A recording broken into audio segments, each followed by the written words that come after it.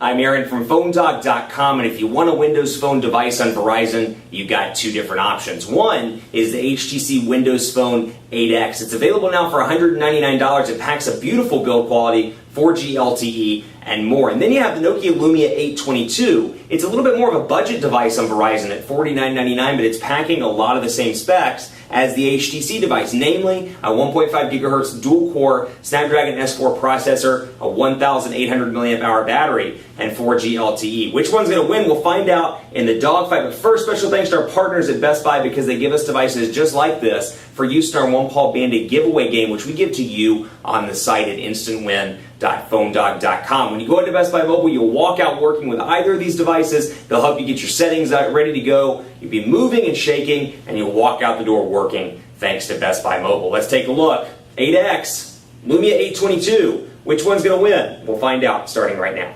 If Android and iOS don't tickle your fancy, there are some great Windows alternatives out there on the market. Two of those are on Verizon, and they're right in front of the camera right now. One is the HTC Windows Phone 8X, available on Verizon Wireless right now for $199, and it packs some great specs that even the AT&T and T-Mobile version of this device doesn't pack. For example, this has a 1.5 gigahertz dual-core Snapdragon S4 CPU, run-of-the-mill there, nothing new between the models. It also has a 4.3-inch display, an LCD HD display at that, 720p on this device, 8 megapixel camera with 1080p HD video recording. It's got a non-removable battery that's 1,800 milliamp hours, a front-facing camera, 4G LTE capabilities, and Windows Phone 8. Where this one differs from the AT&T and T-Mobile versions, it packs wireless charging. So if you have a wireless charging pad that's based on the Qi standard, for example, the Nokia Lumia 920 charging pad, all you have to do is pop it down on that charger, and you can take advantage of some wireless charging goodness over on the 8X. That is exclusive to Verizon's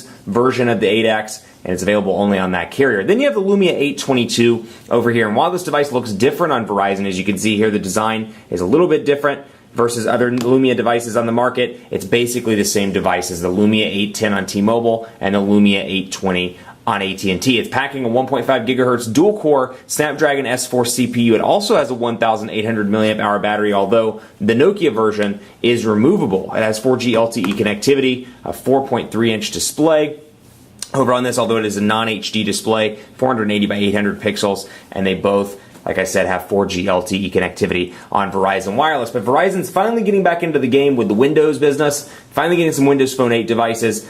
Partnership with Microsoft is alive yet again. Now, out of the gate, these are very similar across the board. You see a couple of different things. DataSense on both devices, which DataSense was announced at the Microsoft press conference back in October when they re-released Windows Phone 8 to the public. DataSense is exclusive to Verizon, and what it does on both of these devices, go to DataSense here and DataSense here, you basically get the ability to manage your data in a better way. So let's say you have 5 gigabytes on this device and 3 gigabytes over here, and you can customize that number based on your personal data plan. But let's say you have that amount of data on both devices. It'll tell you when your limit resets and what's using the most data. So I've used, in this case over here, 13 megabytes. I've used 18 megabytes over the Lumia 822, and it shows that, people or app downloads have used the most data. Internet Explorer, app downloads over here.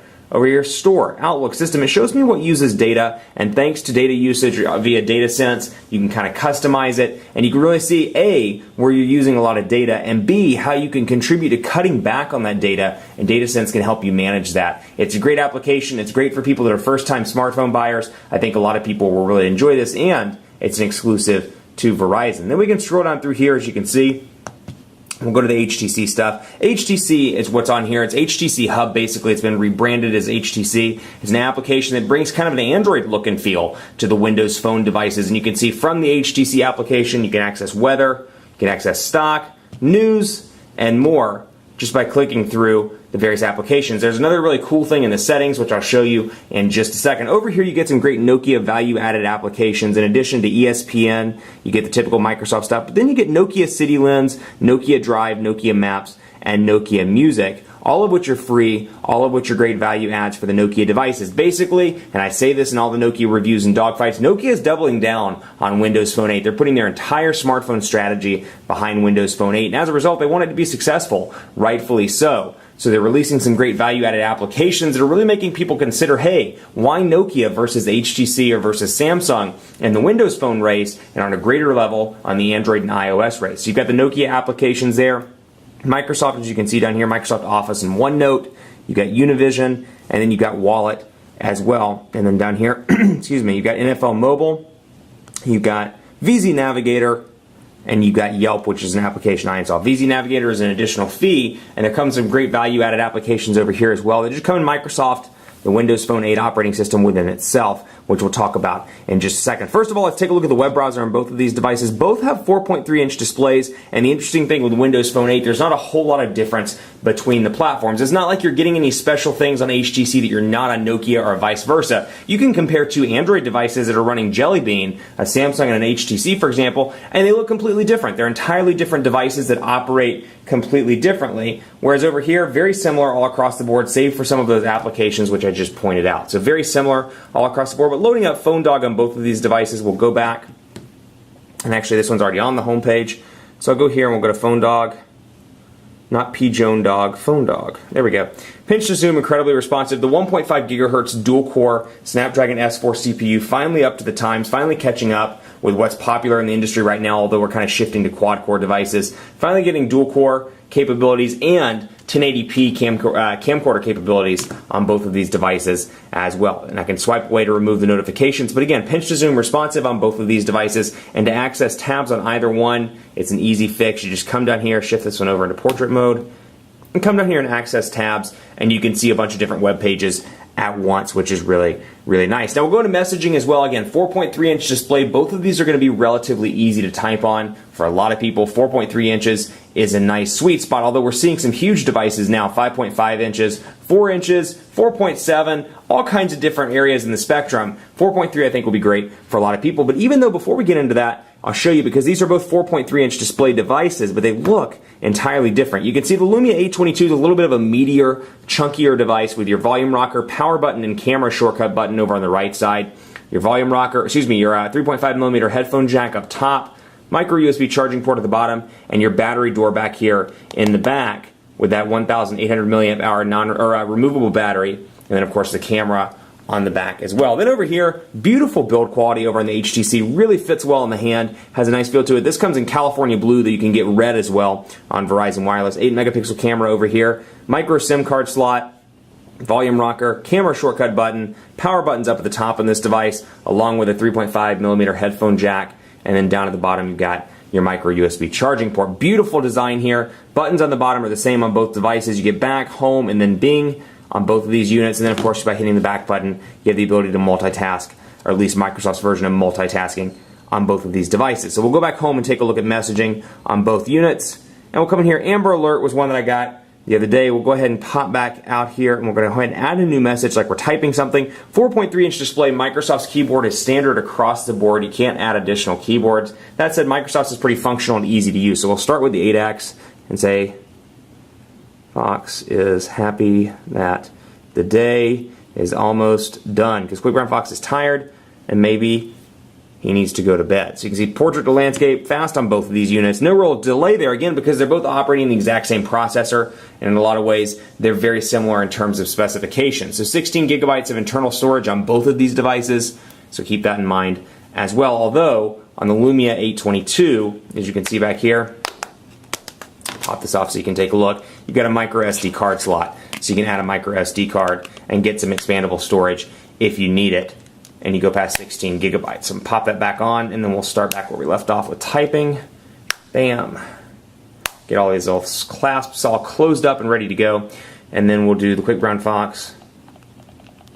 It's happy to be Quick Brown Fox is happy to be alive. He's a pretty optimistic person. And a couple things that bug me about Windows Phone 8. It's gotten better from previous versions. Still wish you could put that signal strength indicator and keep it up on the display, and I wish you had a physical battery percentage, but you've heard me say this a ton of times on both of these devices. But where I want to point out something else, the extended amount of customization that's available now in Windows Phone 8. Granted, it's still not as much as Android, and in some cases I'd argue it's still not as much as iOS, just because of how many applications are available for iOS, because of the things you can do with iOS. Even though it is a relatively closed ecosystem, I still find a little bit more customization in that area. Let's take a look down here. We'll go into, I can just hear the YouTube comments now. This guy doesn't know what he's talking about.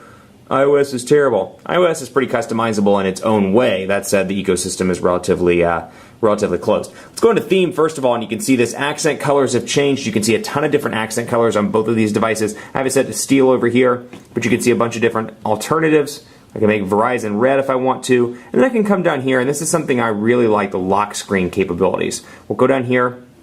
We'll do it on both devices so you can see the differences between lock screens. You can see background here. Choose background. I can do a photo or I can do Bing. So if I select Bing over here, turn it off and turn it back on, I'll show you. But the HTC one is one of my favorites, and obviously it's an HTC exclusive, which we'll take a look at in just a second. And then I can show artists. I can choose an app to show detailed status, and of course I can show quick status at the bottom. So I'll turn this one back off and back on so you can take a look, and you can see because I had my email selected as my status, that's what you're seeing a preview of in the notifications area down below, and you're also seeing the weather as a result of that HTC custom background. So you're seeing Dallas weather right now, and then you're seeing all these little shortcuts down at the bottom as well, along with one message and Outlook and a little bit more. Then over here I've got this, and I'll close that so you can see Bing.